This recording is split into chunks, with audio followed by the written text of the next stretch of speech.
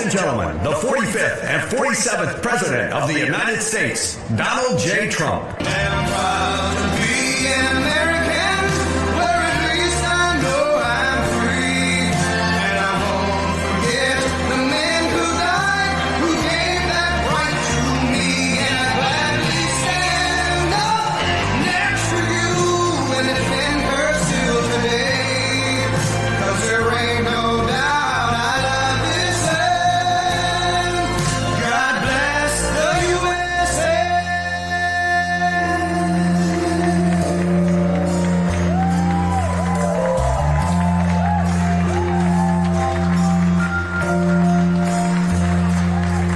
From the lakes of Minnesota to the hills of Tennessee, across the plains of Texas, from sea to shining sea, from Detroit down to Houston, and New York to LA.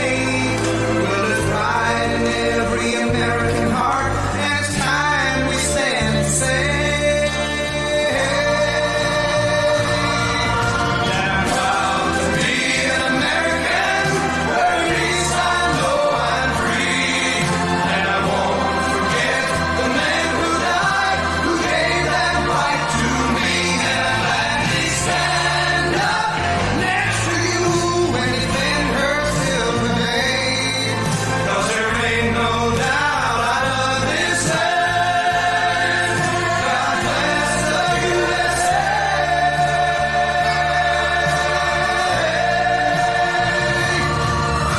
I'm proud to be an American, where at least I know I'm free. And I won't forget the men who died, who gave that right to me. And I gladly stand up next to you and defend her still today. 'Cause there ain't no doubt I love this land.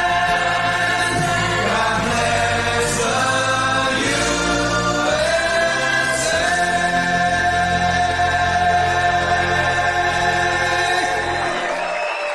Thank you very much.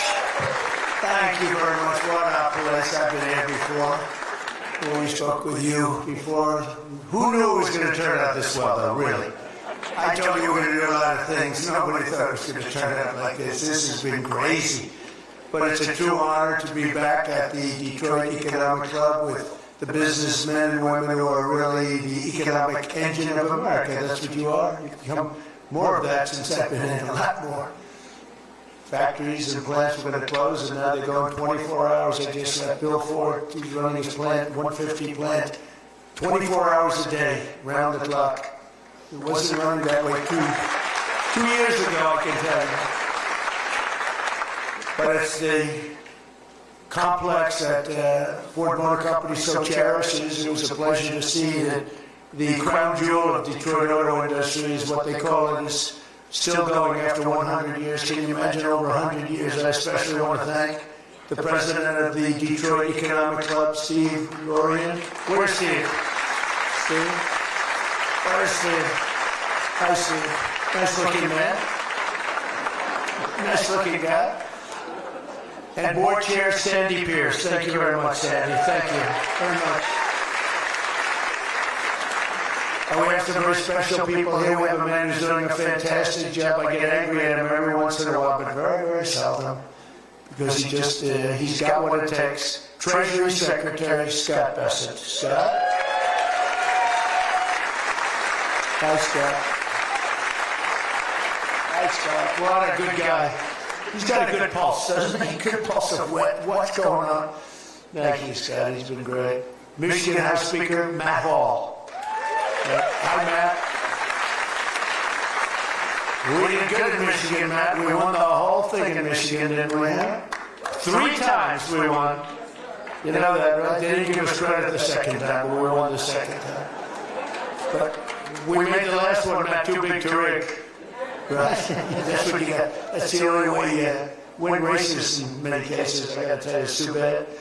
I think they should get voter ID. Wouldn't it be nice? The Democrats are totally against voter ID. Who's against voter ID? How can you even campaign? We are against voter ID. How do you not get voter ID? You know what it means, Matt, right? When you're against voter ID, you want to cheat. So there's only one reason you want to cheat, and they do cheat. It's terrible. Michigan Senate Republican leader Eric Nesbitt. Thank you, Eric. Thank you. Look good, Eric. State Senator Jim Ronstadt. Jim, thank you. Thank you. Thank you, Jim. Former Congressman Mike Rogers, who's running for the Senate, and he'll be a great senator.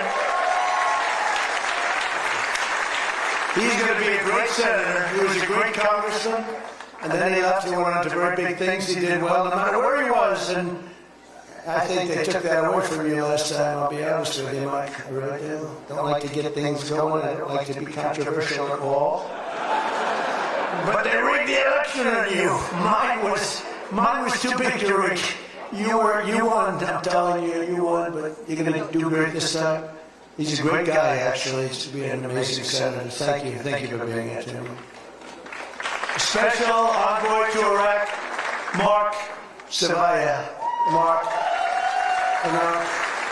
Hi, Mark. Thank you. Great job you've done. This guy, he negotiates better than anybody around. Thank you. You need it. With Iraq, you need it. You need to be a good negotiator, Mark. I also want to thank Michigan's great congressional delegation. They're amazing. That's been back in Washington due to a very important vote that's coming up. They had a choice. Sir, we want to be with you, but if we're not with you, we're going to lose. But we'll still be with you. I said, no, I'd rather have you win. Don't worry about it. So we're going to win the vote. Representatives Lisa McClain, Jack Bergman, John Molinar, Bill Heisinger, Tim Walberg, John James, and Tom Barrett. They're great people, every one of them. And as many of you remember, I came here at the height of the 2024 campaign to lay out my plan to bring jobs and factories and wealth racing back to the United States and coming back to the great state of Michigan. And just a few weeks later, the people of this state and the voters all across the country endorsed that vision in a landslide victory. We won everything. We won all 7 swing states. We won the Electoral College 312 to 226. We won the popular vote by millions and millions of... Oh, it's so nice to win the popular vote. I won the popular vote all 3 times, too, but we're not going to get into that. But the first time they said I didn't win the popular vote, but I won the Electoral College. So they always said, while he didn't win, this is the way I got introduced every time. While he didn't win the popular vote, he won the Electoral College, you know. So this is the way I was introduced for 4 years. And guess what? We said, I'm going back, and we're going to win and we won the popular vote by a lot. So they can't say that crap anymore. And the thing that was most impressive, we won 86% of all counties in America, 2,700 to 525. Think of that, 2,700 to 525. And that's why when you look at the maps on Republican, Democrat, with red being Republican, as most of you know by now, I think, every once in a while you see one where they have it reversed. I said, why would we do that? Well, we think it looks better. I said, look, red is Republican. Let's not try and change the voters' minds on things. Just do it that way. And the map was virtually all right. That was about the counties. That was the 2,700 to 550, I think is the exact number. Most importantly, we won a historic mandate to make America great again. And that's what we're doing. We're making America great again like never before. And now, after less than 12 months in office, this is the easiest speech to make. I have great people, and all I'm doing is spewing off what the hell we've done. Even Venezuela wasn't too bad, was it, huh?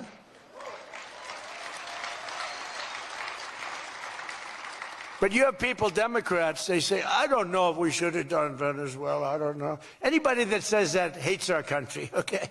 That was as flawless an attack as there has ever been. And they asked us to help them. They have 50 million barrels of oil.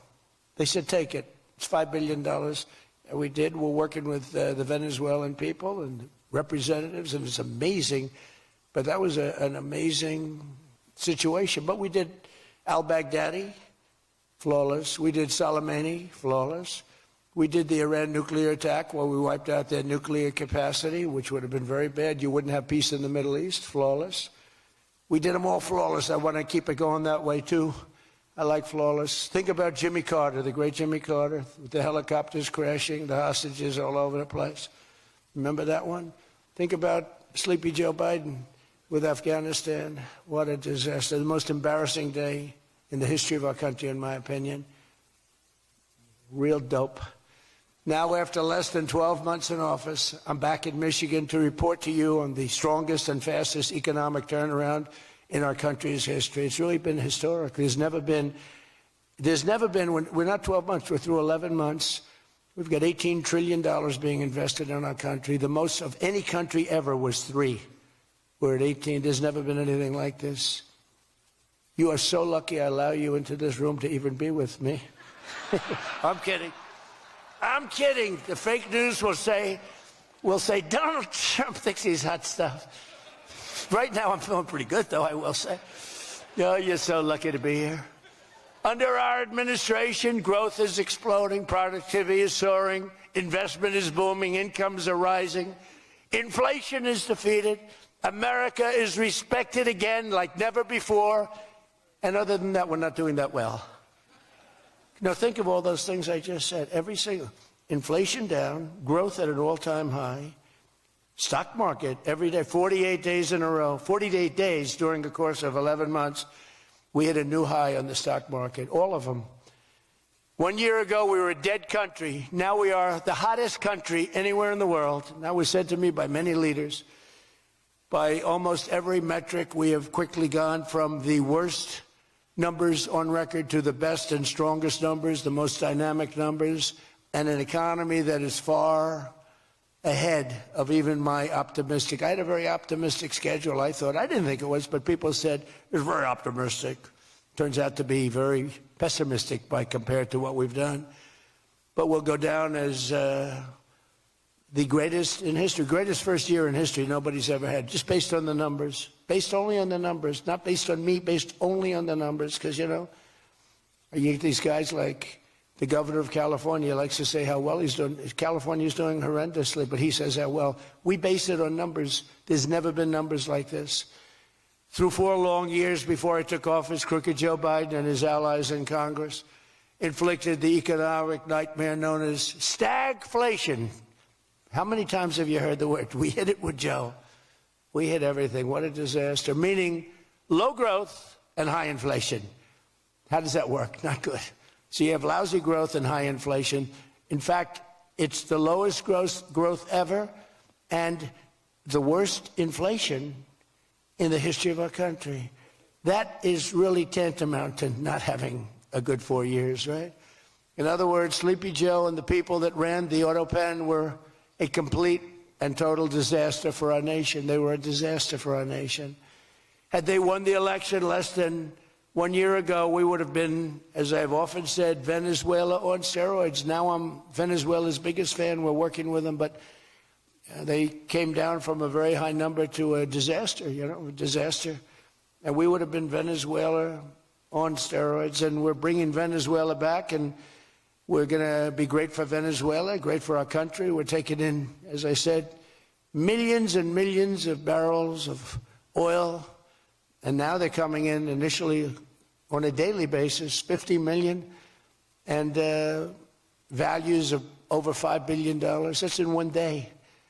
Just think of it. The biggest ships in the world can take 1 million barrels. The biggest ships in the world take 1 million. We have 50 million barrels.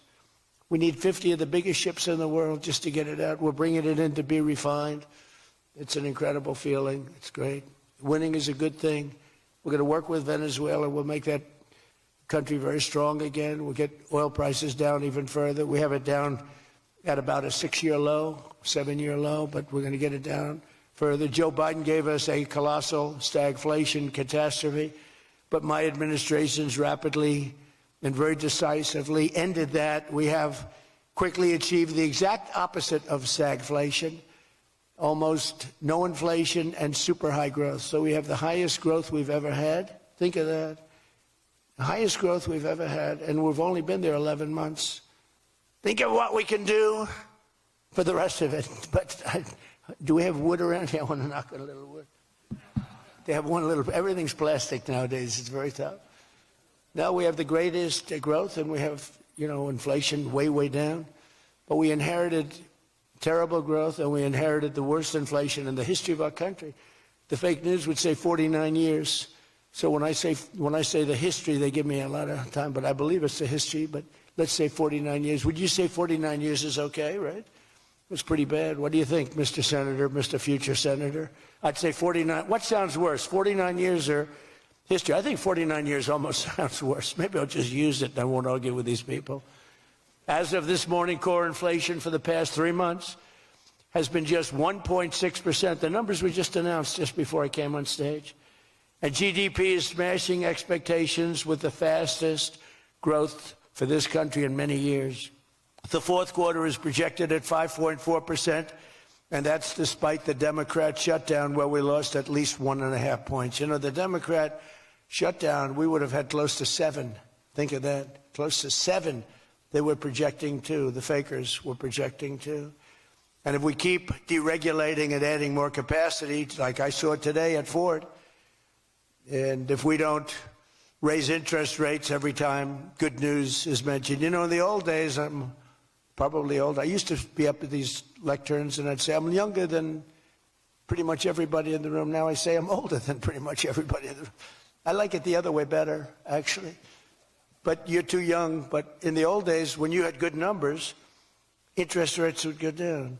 When you had good numbers, the market would go through the roof. That's the way we're going to make it again. That's the old-fashioned way. That's the right way. Today, if you announce great numbers, they raise interest rates to try and kill it. So you can never really have the kind of rally you should have. What happens and what we want, we're going to have a lot of great months, a lot of great quarters. I want the market to go up. You announce unbelievable numbers and the market goes down because they know you're going to do everything possible. In the Fed, we have a real stiff in the Fed, but that's for another day. But they raise rates. So everyone says, oh, they announced great numbers. It's great. And the market goes down because they immediately raise rates. No. When the market goes up, they should lower rates. You want to see 20% and 25%? You want to see what we can do? We've got to go back to an old standard. When there's good news, the market should go up, not go down. Does that make sense to everybody? And that's the way it used to be for most of the time. That's the way you make a country great. But our growth potential is unlimited and could be much higher if we went back to sanity. We're not doing it anymore. We're talking about the head of the Fed, and I want somebody that when the market is doing great, interest rates can go down because our country becomes stronger. See, you view it differently. Our country becomes stronger, and therefore interest rates should go down, not up. They kill every rally. If it's, no matter who, it's beyond me as president, it's no matter who's president. You have a good quarter, and they want to kill it because you're so petrified of inflation. And growth and inflation don't necessarily go hand in hand. You can have growth and very low inflation. In fact, oftentimes growth is good for low inflation. So we're going to work on that, Scott, right? I think we're going to work on that very hard. I mean it so strongly. It's sickening. We announce good numbers and we see the stock market drops 300 points. I say, what the hell is going on? Do you agree with me? It should be just the opposite. All right, Scott agrees, so I'm very happy about this. That means if he didn't agree, I wouldn't do it. But we're already growing double, triple, and even quadruple the speed of almost every other major economy on Earth. We're the #1 economy on Earth, too. And the results are in, and the Trump economic boom is officially begun. It's really begun almost from the beginning. It almost begun, if you look at it, really from November 5th. On another metric, just before the election, it was almost impossible to get people to join the military. We had the worst enlistment in the history of our country, the worst. You couldn't get people for the Army, the Navy, the Air Force, the Marines, Space Force, the Coast Guard. You couldn't get people. And since right after the election, but especially since after January 20th when we took office, we have now the strongest enlistment we've ever had in the history of our country. We've never enlisted people so quickly, so easily. And we enlist by merit now. We won a Supreme Court case that said you hire by merit. You go to college now by merit. Everything's by merit. Our country became great because of merit. And we have done some job. But think of it, a year and a half ago, we had the worst enlistment in history, and now we have the best enlistment. Things like that don't happen. You might go from the bad enlistment to okay, but you don't go from the worst in history to the best in history. But that's what we've done, every one of them. And that includes police and firefighters. It was very hard to get police. It was very hard to get firefighters, and now everybody wants those jobs. In 4 years of Biden, they secured less than $1 trillion of new investment in the United States. So 4 years, less than $1 trillion. In less than 1 year, I have secured commitments for over $18 trillion from all over the world, the most ever for any country.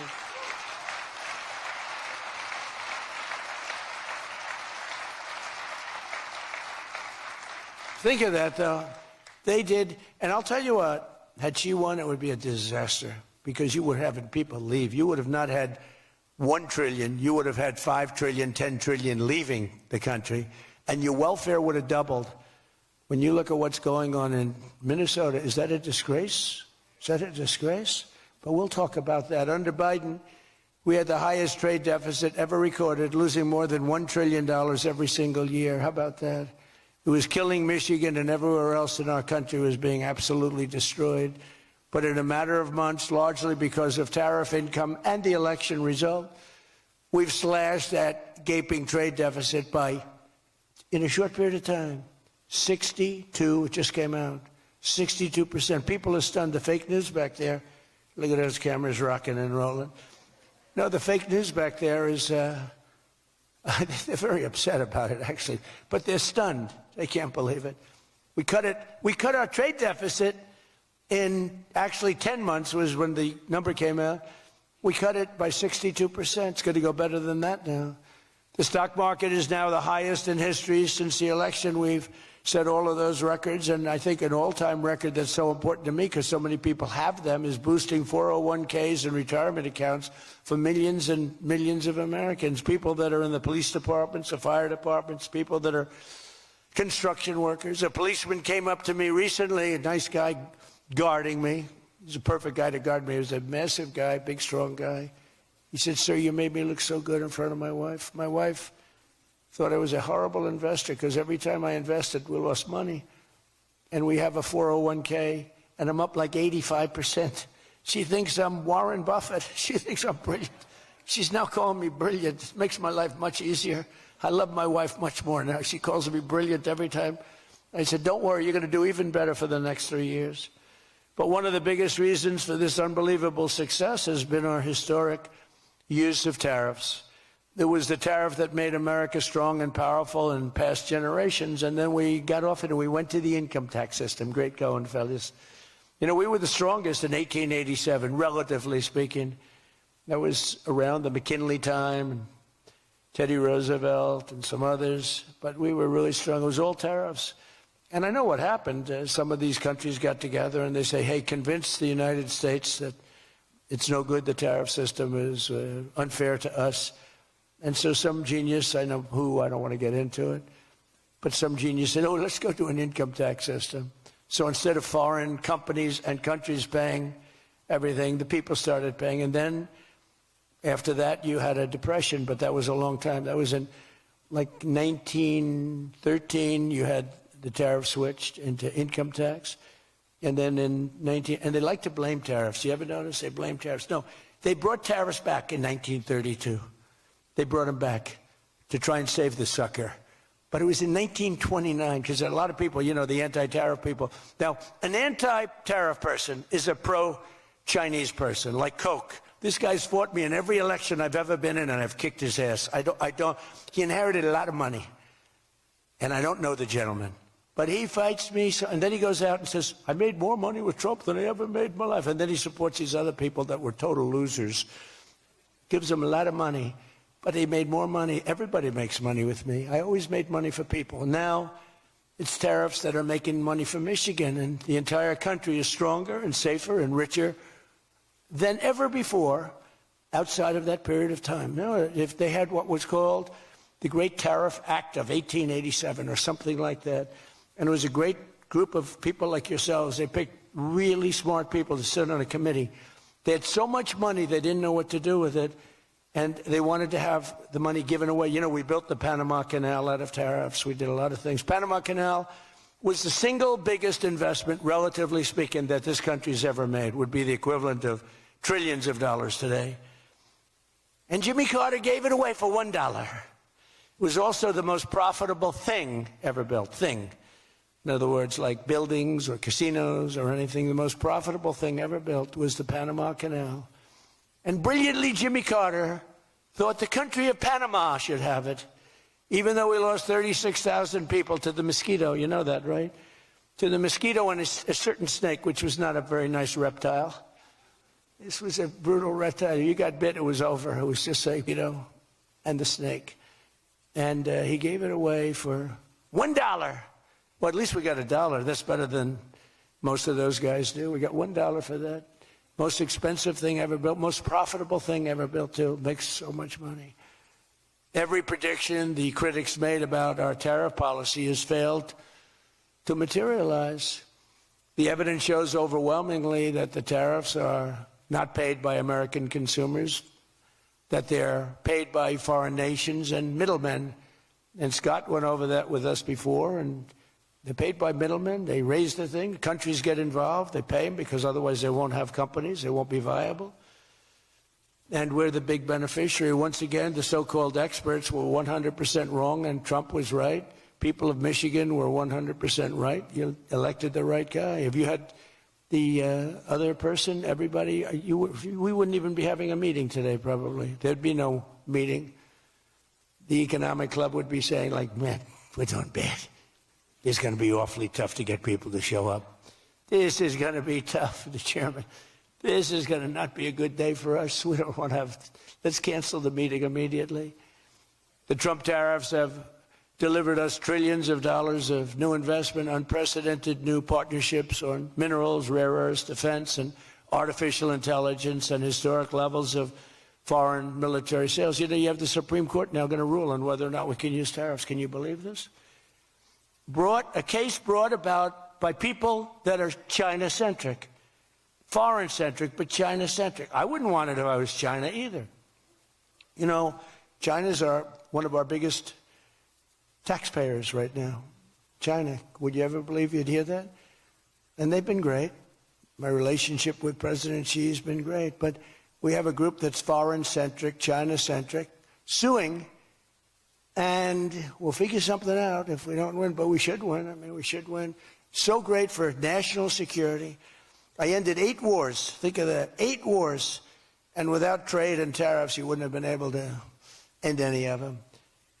But they brought hundreds of billions of dollars pouring into the United States Treasury, helped curb inflation, and helped cut the federal budget deficit by a staggering 27%. And that's only for a short period of time. The number's much bigger than that when you add in the full year.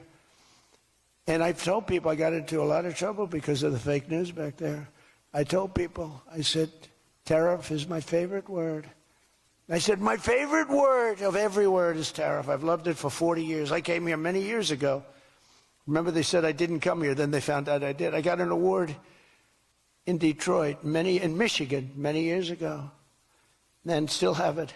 They said it never happened. It did happen, turned out. I didn't notice any apology. But all I did was talk about you're losing your car industry. This was long before I ran for politics. They said you're losing. I said, why are you allowing these foreign nations to take your car? You lost 57% of your car industry. The good news is you're getting it back. But I said, why aren't you using tariffs? I've been very consistent, I will tell you that, for years and years. Even as a private businessman, for years I used to, because I get, for whatever reason, a lot of publicity always. I don't know if that's good or bad, but it happens. And I talk about the importance. But I said, recently, I said, tariff is my favorite word in the whole dictionary. There's no word. And I took a lot of heat. They said, what about your wife, your children? What about religion and God? What about Jesus? So I said, all right, it's my 5th favorite word. And since then, I've been fine. They hit me hard, these people, the fake news. They were killing me over tariff. He likes tariff more than his wife, more than religion. He likes tariff more than anything. What a disgrace. So I now call it number 5, and I'm in good shape. That was a rough day. It's my favorite word, and I got killed. Every word, you know, when you go up here, you take a big chance, especially me, because I go off teleprompter about 80% of the time. But isn't it nice to have a president that can go off teleprompter? When you think? Remember the speeches Joe would make? First of all, they'd last a matter of seconds, you know. Thank you very much. You ever notice Joe would always cough before a speech? State of the Union, he gets,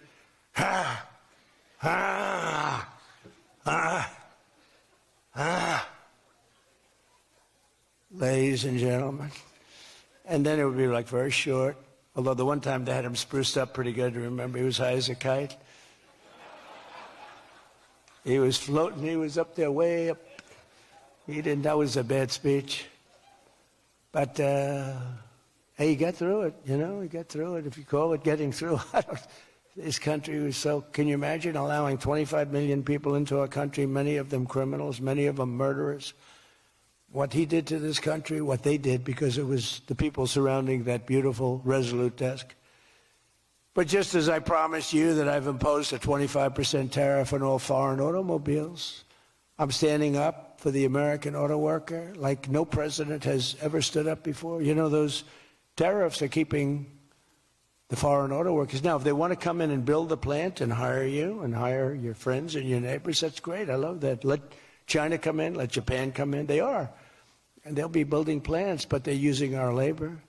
U.S. auto factories are now seeing more than $70 billion of new investment. Think of that. They were leaving. They were all going. They were going in the opposite direction. Now they're pouring back. It's the greatest. Nobody's ever seen anything like it. And much of that money is coming right here to the car-making capital of the world, Detroit. You lost, I mean, so many places. Since I took office, Ford has announced it will invest $5 billion across its Michigan and Kentucky plants, creating 4,000 new jobs. GM is moving production of the Chevy Blazer and Equinox from Mexico right back here to America. Right? Is my favorite auto worker here by any chance? You know who I'm talking? What happens? Where's Brian? Brian. Oh, I see. He made some cash. He's have to. Oh, he's been very disloyal to Detroit. We're gonna have to. He is such a great guy, right? Man, that guy fought for me when it wasn't the popular thing to do. He fought for me from day one. Well, you tell him I said hello to him, all right? That guy, he got it. 4 years ago, he got it, right at the beginning. He understood it better than anybody, better than the great economists. They had no clue. And Stellantis is investing $13 billion to expand its U.S.-based manufacturing plant by more than 50%. Stellantis doing a good job. Never before has an administration achieved such sweeping and dramatic turnarounds as has taken place just in this very short period of time. I mean, you're talking about 11 months. 11 months and you have a different business. 11 months and you're booming. I just spoke to an AI guy, and that's booming too. You know, we're leading China in AI by a lot. I'm letting them build their own electric plants because people are saying, you know, the amount of electricity they need twice as much as electricity currently in the United States for every other business, home, factory. They need double. So I said, we can't do that. And then I had the idea. When they build these $50 billion plants, I'm going to let them build, and they're already building big electric plants to take care of their plant. And any excess electricity, they'll sell it back to our country. It's an unbelievable, and therefore, we're going to build, I think if they really add it, you know, you hear how much, and I have great respect for China, but you hear they're building a lot of electricity, but we are too. But we're having it built privately. They're going to own their own electric. They're becoming their own electricity producer. And when they heard this idea, they thought it was great, but they didn't take it seriously because they said it's too good to be true. But then they realized that I was serious. So we're getting them 2- and 3-week approvals. They don't have to wait for 20 years before they get rejected. You know, in the old days, they had to wait for 20 years, and then they get rejected at the end of 20 years. Guys would give up their whole career trying to get one approval, and then they get rejected. In every aspect of our agenda, we're putting America first, and nothing will stand in our way. Nothing's going to stand in our way. Nothing. So one of our top priorities in this mission is promoting greater affordability. Now, that's a word used by the Democrats. They're the ones that cause the problem. The one thing, they stick together. They don't have some of the people that we have. I don't know, it's a genetic thing. It's something in the blood. We got some real losers, mostly great, but I wouldn't use the name Romney because I'm in his sort of territory, so I would never use that name. But all right, I'll use it. They don't have a Mitt Romney that votes against everything. They don't have a Rand Paul that votes against everything. I got him elected twice. He was a stone-cold loser. I went to Kentucky where I won by a lot. I did a rally for him. Then I did another rally, he won. Then I went the second time, he won. Then he votes against all the time. It's just crazy. I don't get it. Then you have Lisa Murkowski and you have Susan Collins, disasters. And you had a gentleman from Indiana that I don't believe it, Todd Young, he voted against. And you'd say, why are you voting against? They can't give you an answer. They're unable to give you an answer. It's like, why are they against the attack on Venezuela? They're against the attack after they found out it was the most successful attack, probably the most talented, most brilliant tactically attack that we've had maybe in 100 years. And they're against it. Why? It's one thing if the attack failed. I'd probably do that too, a change. I'd be in favor. Then if it failed, I'd say, I told them not to do it. That's what they do. But here we have one of the most successful attacks ever. And they find a way to be against it. It's pretty amazing. But it's a shame. And we have some others, but not many. We have a great party, but we have people, the Democrats, whether you like them or not, they stick together like glue. They have horrible policy. Thank God they have horrible policy. Because they're smart, they're evil, they're vicious, but they have bad policy. For instance, you could be a genius and try selling men playing in women's sport. You can be a genius, try selling transgender for everybody, open borders, let the world come in, let the world's prison population come into the United States, including all of the murders, 11,888. That's what we're trying to get out of Chicago and Minnesota and these places. So they stick together, which I admire because I'm a very loyal person, but they have horrible policy. Can you imagine if they had good policy? They were on this morning talking all the reasons that men should be playing in women's sports. They had a football guy there, flag football. This guy was like 6'6". He weighed 290 pounds with zero body fat. And they had a few young women. They were the size of his leg. He wouldn't have had to run. He could have just walked. They couldn't have done a thing about it. 10 of them would have to jump on him that wouldn't have had any impact. I don't think he would have been like a fly. It's so ridiculous. It's so demeaning to women. It's so demeaning. Look at the weightlifting records. I mean, the record got beaten by 112 pounds, a record that stood for 18 years. 1 ounce they'd put on, stood for 18 years. Guy comes along who was a poor lifter as a man. He was at the lower portion of the class. Comes along and broke the record by 112 pounds. Think of that. They've fought for years to beat that record. How about the swimming records? I mean, you can go to sleep during the time the man comes in and the woman. You can go take a nap for a little while. How about the long-distance race that took place not so long ago? Long distance, these marathon deals. They had top men, top women. The man came in. The woman came in 5 hours and 14 minutes and 36 seconds behind the man. Think of it. You're waiting. The man comes in. Now you're waiting 5 hours. What do you do if you're the parents? You go home and sleep for a while. Who the hell wants that? It's so demeaning to women and who are great athletes. It's so demeaning to them. And it's right now in the Supreme Court. I can't believe it would even go to the Supreme Court. I mean, could you imagine 20 years ago talking about men playing in women's sports? I think you're crazy. Or transgender for everybody? If you said there will be no mutilation on children, that's one of my standard lines. We will not allow the mutilation of a child. Can you imagine having to say that 15 years ago? People would say, is that guy crazy? Of course we won't. But we're living in a different time. It's a crazy time we're living in. After real wages plummeted by $3,000 under Sleepy Joe Biden, real wages are up by $1,300 in less than 1 year under President Trump.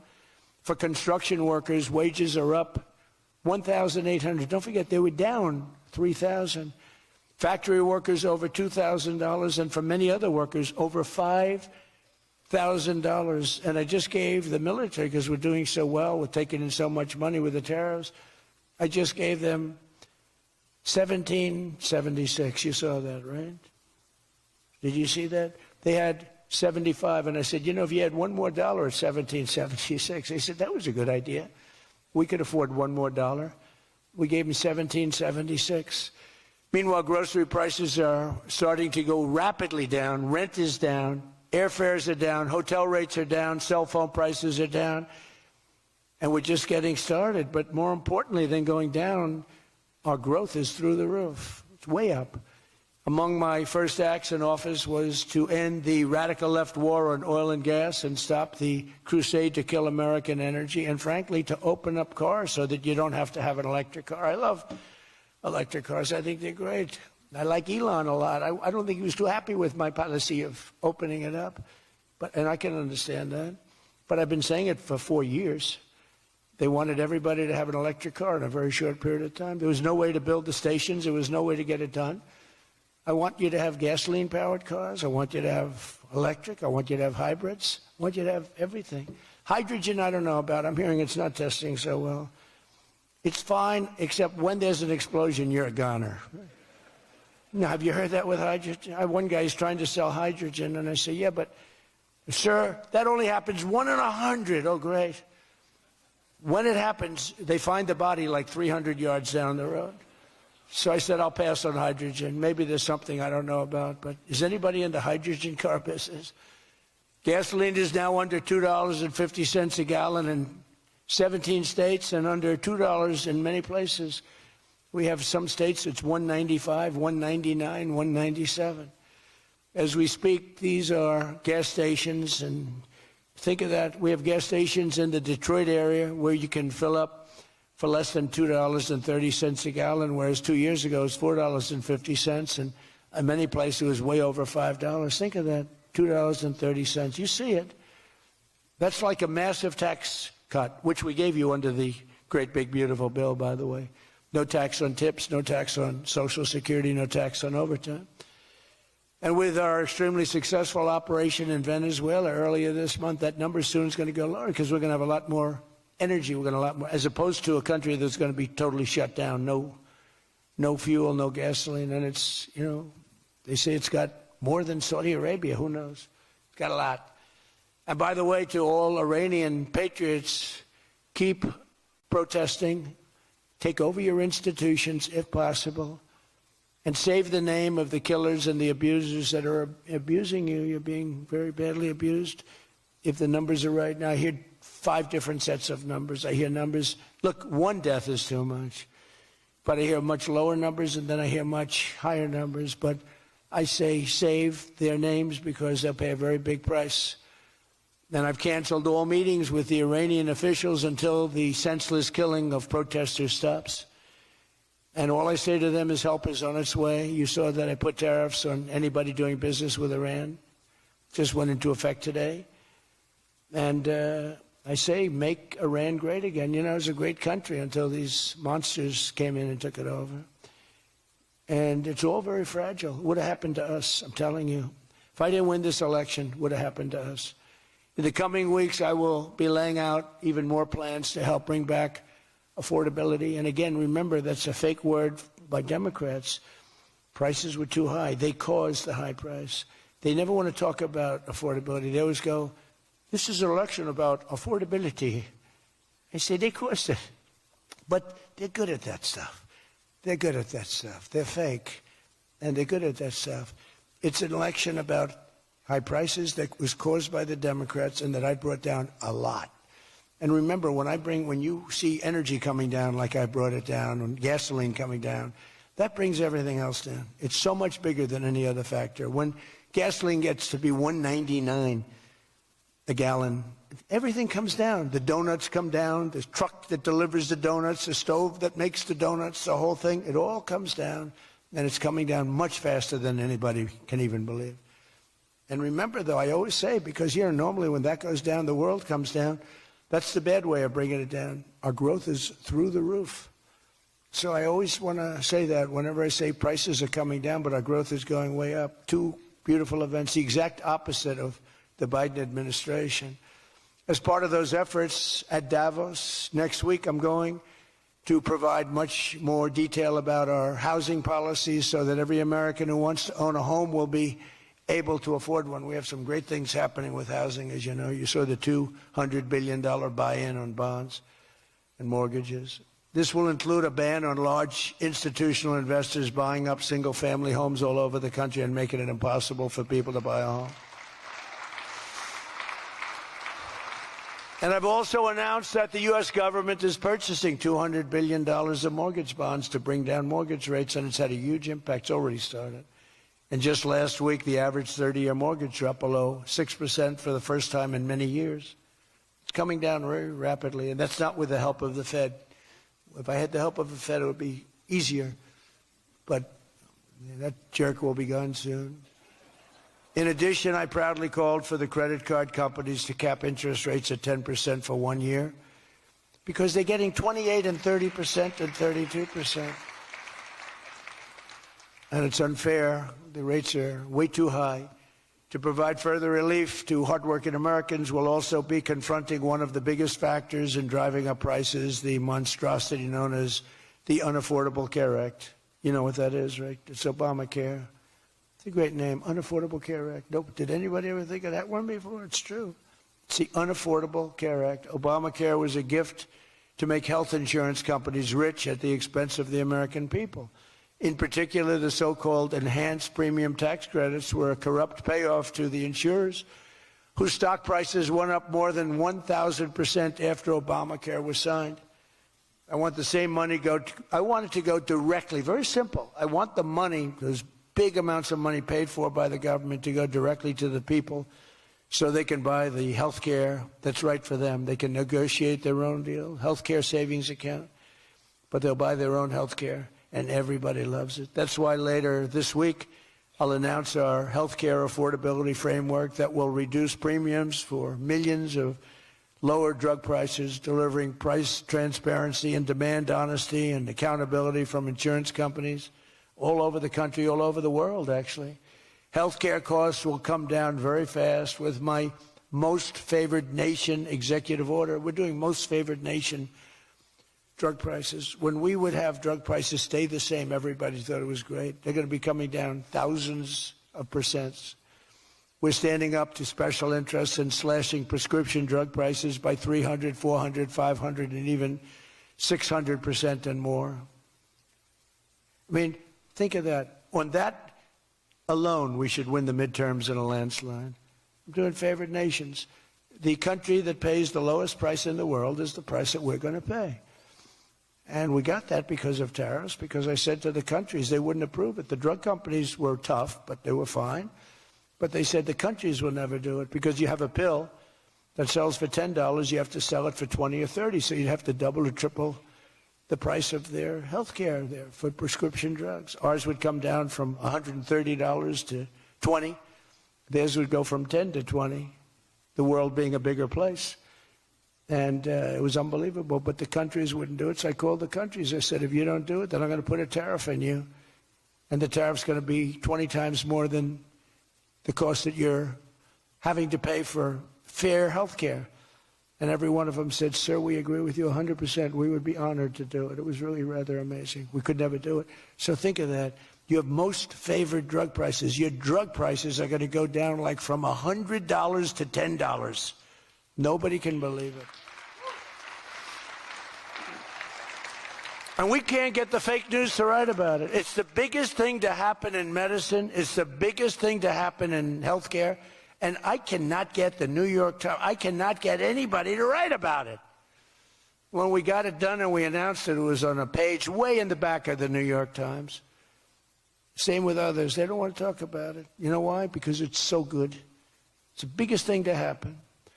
Over the past 12 months, almost every promise I made to you right here in 2024 has been kept. I've kept all my promises and much more. I mean, I've given you much more than I I gave you promises, and I produced much more than I said I was going to produce. I gave you the largest tax cuts in American history, cutting taxes across the board in the great, big, beautiful bill. And as I told you, I mean, who would have gotten you no tax on tips, as I said before?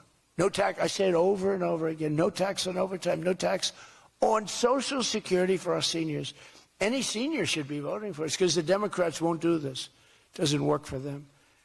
And we also made interest on car loans fully tax deductible so that when you go out and buy a car, if you have a mortgage or you get a loan on a car, you're allowed to deduct interest for the first time ever. That's never happened before. But only for cars that are stamped with the beautiful words, made in the USA. In other words, we're only letting that take place if the car is made like in Detroit or in the USA.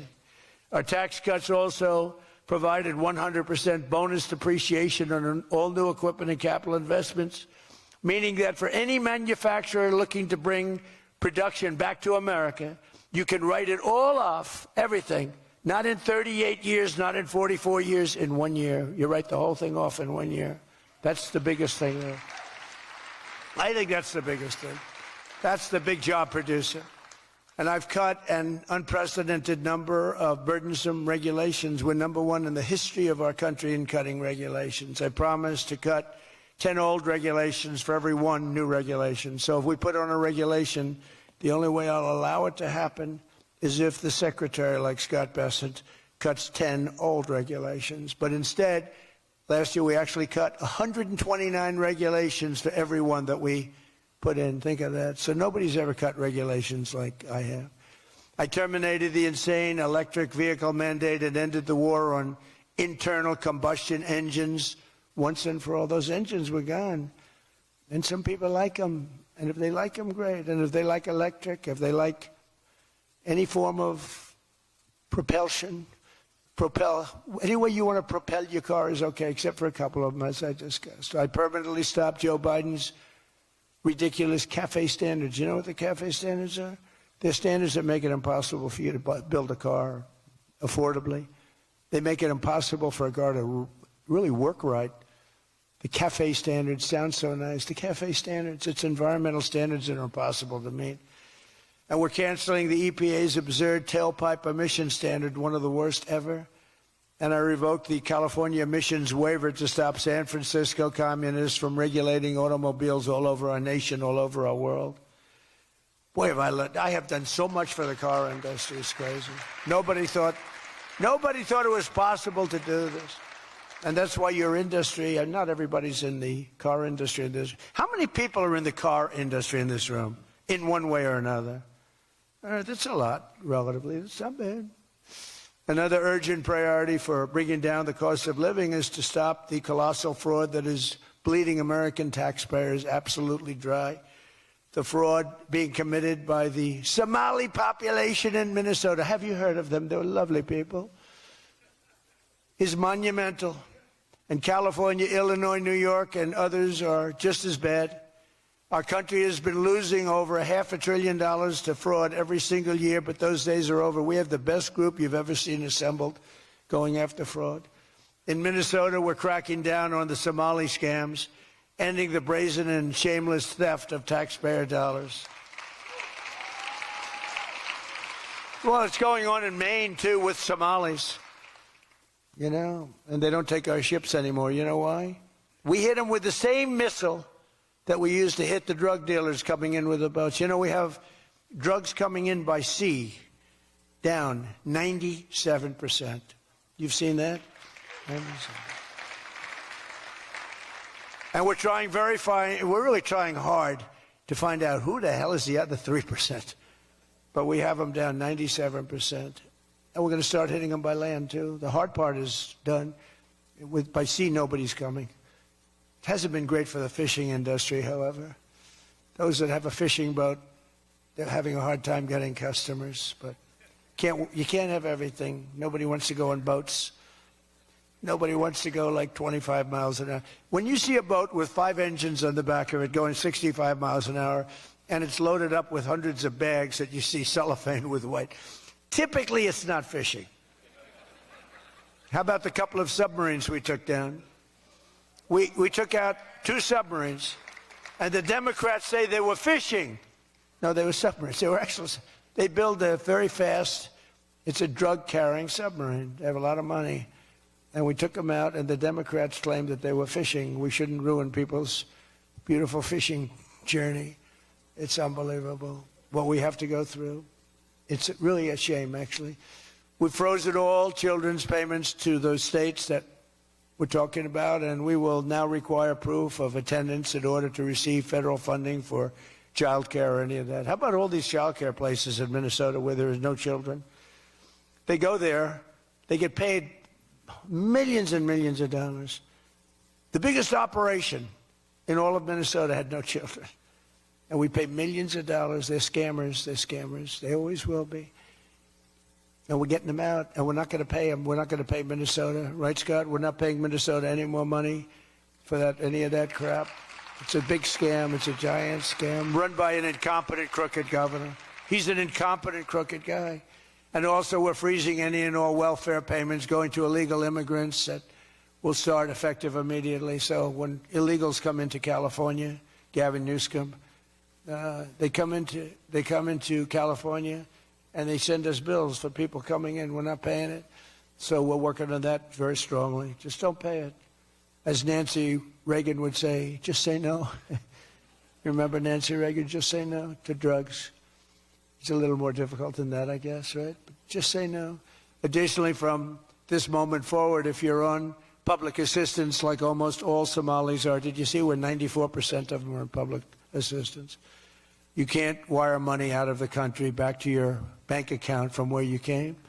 But more importantly, we probably aren't even going to give them the money anymore, the money going to them, because of the tremendous abuse and probably illegality being perpetrated on our country. We're not going to give them the money. We're not giving them the money. It's massive numbers of people are scamming our country. You know, they came from a place with nothing, and they come here and they drive around in Mercedes-Benz. You know, the Mercedes-Benz dealers do well in that area of Minnesota. Can you believe it? They have nothing. They get welfare payments, and they have Mercedes-Benzes. It angers me so much, but we're going to straighten out our country. This was done under Biden and Obama, very much under Obama. It all started under Obama. And we just can't. We've got a great country. We're not going to screw it up. But this was one of the great scams ever. They have the same thing, Somali in Maine. Who would think? I never saw that happening. But in Maine, it's really crooked as hell, too. But it's not just Somali. It is them, but it's not just. There are many other places, many other people. The whole country. If we stop this fraud, this massive fraud, we're going to have a balanced budget. That's how much money you're talking. We'll have a balanced budget without all the growth I'm talking about. And then you add the growth, we got one hell of a country. We're giving 90-day notices to places like California, Scott. Right away, we're going to send out that notice. Who would bill the federal government as people poured into the state to send those people back, because no country can afford to do it. No country can afford to take in millions of people, pay for their education, their health care, their hospitals. You just can't do it. And we all have a heart. You can't do it. But many of those people are murderers. They're people released from jails, prisons, mental institutions, insane asylums. They're people that are drug dealers. They're addicts. Additionally, starting February 1st, we're not making any payments to sanctuary cities or states having sanctuary cities, because they do everything possible to protect criminals at the expense of American citizens, and it breeds fraud and crime and all of the other problems that come. So we're not making any payment to anybody that supports sanctuary cities.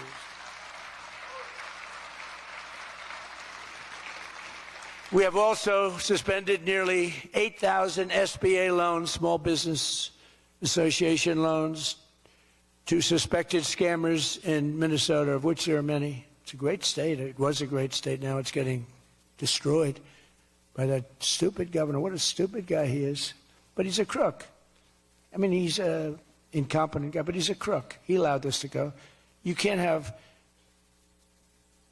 corruption on a scale that nobody's ever seen before, and you're sitting as a governor and you don't know what's going on. It's impossible, even though he's a stupid guy. We're investigating large-scale visa fraud And the Department of Justice has already charged nearly 100 people in criminal conspiracies in Minnesota. They're all over the place. Last week we announced that I'm creating a brand new division at the Department of Justice, a legal strike force led by a really tough, smart new Attorney General for fraud. He's a fantastic young guy. He's so impassioned to do this properly. We intend to imprison any fraudster, politician, or public official involved in these sick plots to loot and pillage our country. Think of that Ilan Omar. She lives in Somalia. They don't have a government. They don't have a military. They don't have police. They don't have anything. All they have is murder and robbing ships, bringing in ships, pirates. That's stopped. Same missile, ping. That's the end of them. It's amazing how that can stop corruption. Those missiles, they never miss, you know. The same one, exactly the same one. But think of it, she comes from a country with nothing, and she comes here and she tells us about our Constitution. I have a constitutional right to rip off the country. I guess she's a total scam artist. Anybody knows it. How do you let her get away with it? AOC +3. She was one of the three. They're all scammers. They're so bad for our country. They're so bad for our country. Our ICE operation in Minnesota, for example, is finding hundreds of killers, violent predators, and child rapists, some of the worst criminal offenders anywhere in the world, murderers all over the place. All we want to do is get them out. Did you see the pictures that we put up? Hundreds of them. Murderers, wanted for murder, wanted for the worst drug selling. One of them is one of the biggest drug dealers in the world. And vicious, sells bad drugs too. Bad drugs, like if you take a tiny little morsel, your child is dead. And we're getting them. But it's hard to get them because they make it so impossible for you. And you wonder why. Why would they do that? You know, do they want to live with murderers? Do they want to live with these people that are emptied out from prisons? They have a lot of people. One of the reasons I was so angry with Venezuela, they emptied their prisons almost entirely into the United States of America. Tren de Aragua was the gang. One of the worst, probably the most violent gang there is anywhere in the world, they say. We're getting them out. We've got a lot of them out already, but we're getting them out. We're also going to revoke the citizenship of any naturalized immigrant from Somalia or anywhere else who is convicted of defrauding our citizens. We're going to get them the hell out of here fast. And if you come to America to rob Americans, we're throwing you in jail and we're sending you back to the place from where you came. We're throwing you right in jail. And they know it, too. And one of the reasons they're doing these fake riots, I mean, they're just terrible. I mean, you see it's so fake. Shame, shame, shame. You see the woman. That's all practice. They go practice. They go to areas, they take hotel rooms, and they all practice together. It's a whole scam. We're finding out who's funding all this stuff, too. We pretty much know. But in conclusion, as we liberate our country from this cultural scourge and the plague of corruption and fraud, we'll rediscover the natural energy and native spirit that truly makes America great again, like we're doing with Detroit and Michigan. If we get rid of fraud and do our job properly on the trillions that are being extorted out of our country from corrupt and incompetent governors like Gavin Newsom, J.B. Pritzker, and Tim Walz, we will very soon have a balanced budget, and that's the kind of money that we're talking about. We're talking about massive amounts of money. Our country wasn't built by people who tried to lie and cheat and scam their way to success. It was built by legends like Henry Ford, Henry Dow, Thomas Edison, the Kellogg brothers, Alfred P. Sloan, the founder of General Motors, men who lifted up American workers and strengthened our nation beyond even belief. And we're doing the same exact thing right now. I think we're doing it even better. This is the fierce spirit of patriotic free enterprise that we're now unleashing once again. We are unleashing it like maybe never before. Together we have turned the page forever on the failed left-wing model that makes our America poor, desolate, and makes people feel sorry for us. That's what we had. We had a country where our leader was laughed at and our country was scorned. We had a country that was laughed at. They laughed at us. 2 years ago, they laughed at us. They thought we were fools. They thought we were stupid people. Now we're seeing that they're not the smart ones, we are. But we have a great America, and we're going to enrich it. And foreign nations, foreign migrants, criminal fraudsters, and corrupt politicians are not going to play a role anymore. They're going to be in jail.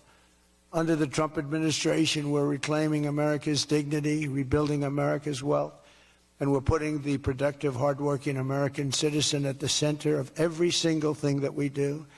They were the ones that built America, and they will build it up again, and that's what they're doing at levels nobody thought was possible. So today, after less than 1 year, our border is secure. Remember, they talked about the border, how bad? In 3 weeks, I didn't go to Congress. I said, secure our border. And they did. Remember Biden, he said, I have to get approval from Congress. Had nothing to do with Congress, had to do with respect. Our spirit is restored. Inflation is stopped. Wages are up. Prices are down. Our economy is booming like I think you'll see soon, like never before. Our military is strong and unprecedented. I rebuilt our military in my first term.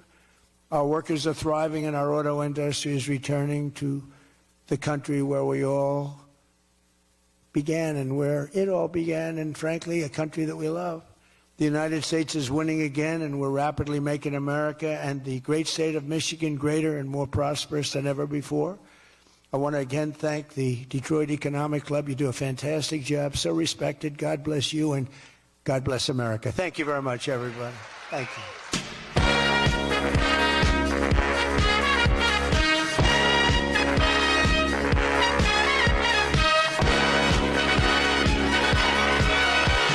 Young man, there's no need to feel down. I said, young man, pick yourself off the ground. I said, young man,